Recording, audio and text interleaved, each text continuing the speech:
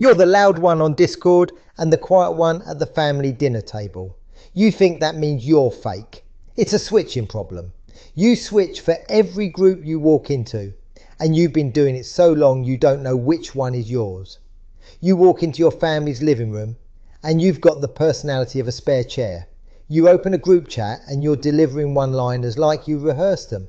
You meet someone new and you can hear your own voice change pitch before you've finished your first sentence.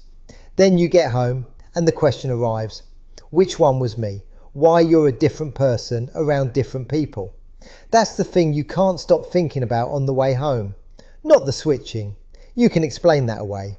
It's the not knowing which version was the real one. And your brain will bring this up at the worst possible time, usually while you're trying to fall asleep like a normal person. You didn't invent a character for every group. You read the people around you and switched to whatever version worked.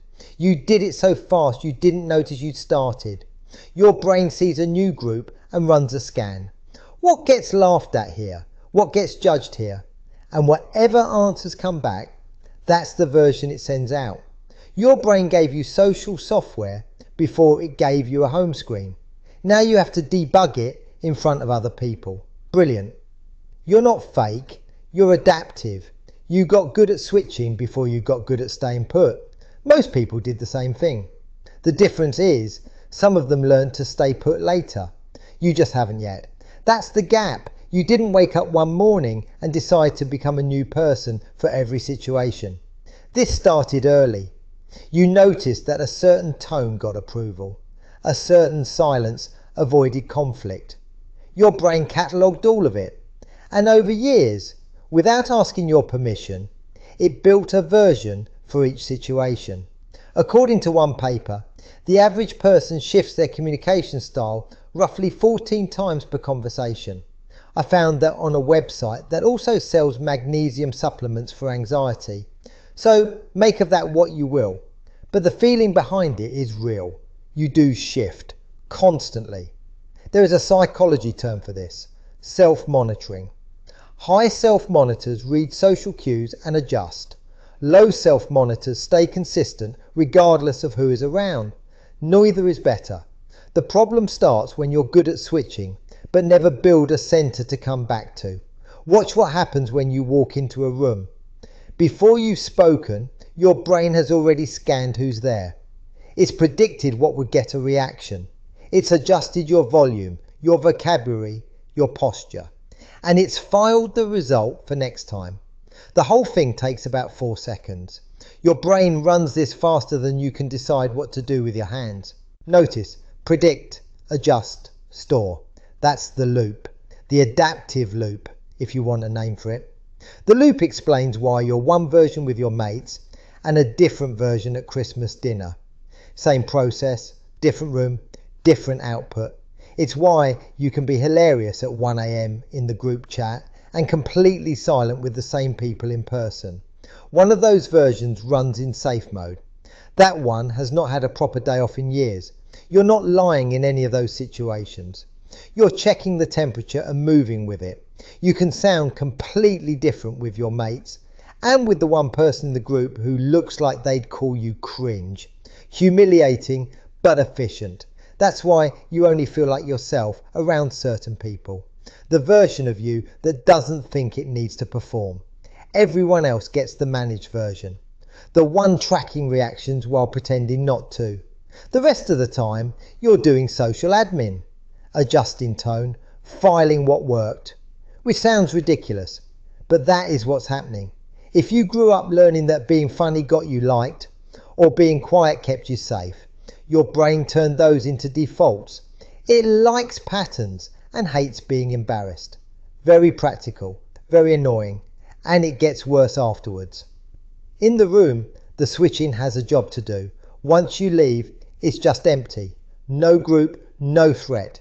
Just you, replaying the whole performance and wondering why you sounded like someone who'd discovered charisma in a lab.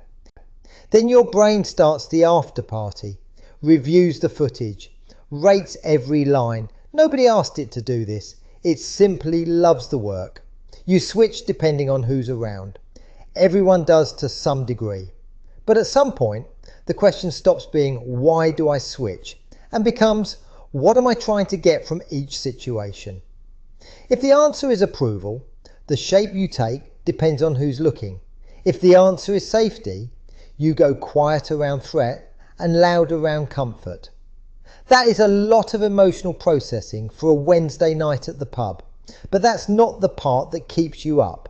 The panic is not that you switch, it's that you can't find yourself underneath the switching. You start saying, I'm just a blend of people I've been around, or I don't know what I'd be like if nobody was watching. That matters because it points at the missing piece. You've got a dozen well-practiced versions of yourself for a dozen different audiences. What you don't have is a version you built for no one at all. You spent years getting good at being acceptable. You didn't spend the same time practicing consistency when nobody was grading you on it. That is where the steady version lives. The part that stays put when the situation changes. And you've been running one rule since you were a kid. Being acceptable is safer than being consistent.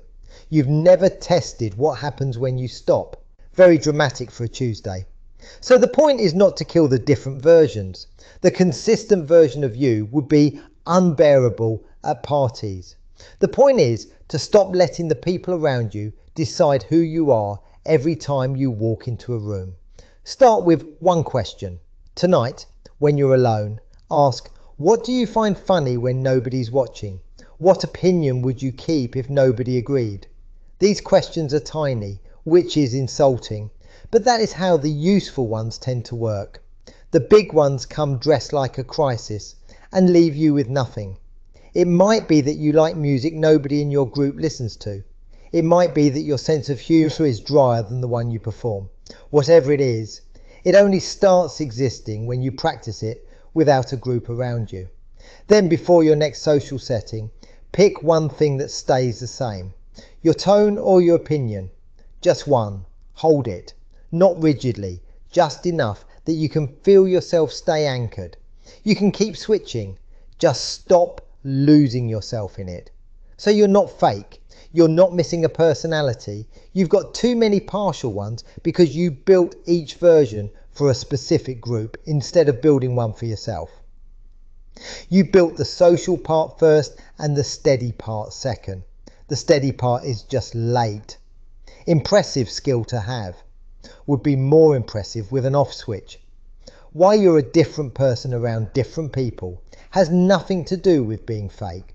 Nobody taught you to build the version that doesn't need anyone's permission to exist.